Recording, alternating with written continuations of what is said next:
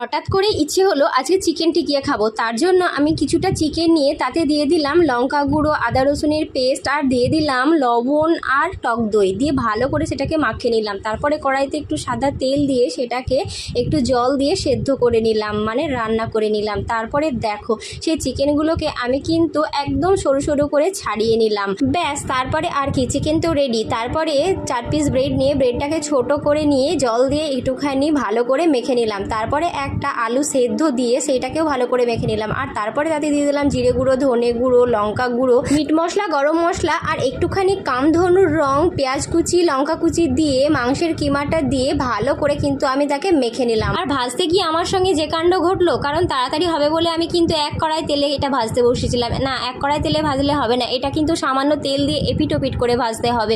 তো তোমরা নিশ্চয়ই এরকম ভুল আর কখনো করবে না। আর খেতে কিন্তু দারুণ হয়েছিল। তো ভিডিওটা ভালো লাগলে প্লিজ একটা লাইক করো।